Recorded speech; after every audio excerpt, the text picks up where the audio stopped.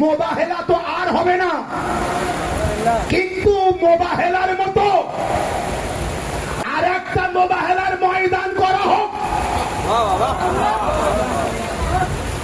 মোবাহেলার মতো আরেকটি ময়দান করা হোক, সেখানে আপনারা আসুন, আমরা আজাদাররা যাই, সেখানে আপনি আসুন আপনার দলবল নিয়ে, আপনার দলিল ও প্রমাণ নিয়ে, আর আমিও যাই, দলবল নিয়ে যাব না, প্রমাণ নিয়ে যাব। প্রমাণও কিছু নিয়ে যাব না, আমি আমার আকীদা নিয়ে যাব, আমি আমার বিশ্বাস নিয়ে যাব, এবং আপনি আর আমি থাকবো, তৃতীয় ঈসাই থাকবে। তৃতীয় কে থাকবে? একজন ঈসাই থাকবে। সেই জায়গায় আমি বলবো আর আপনিও বলবেন, বিচারক ঈসাই। কি বলবো? ইমাম হুসাইন আলাইহিস সালামকে যে মেরেছে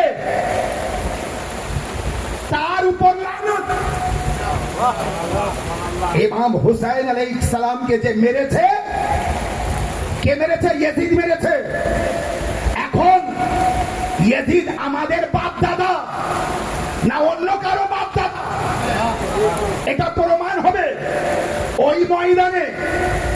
আমরা বলবো ইয়াজিদের উপর লানত, আমরা বলবো ইয়াজিদের বাপের উপর লানত, আমরা বলবো ইয়াজিদের মায়ের উপর লানত, আমরা বলবো ইয়াজিদের দাদার উপর লানত, আমরা বলবো ইয়াজিদের দাদির উপর লানত।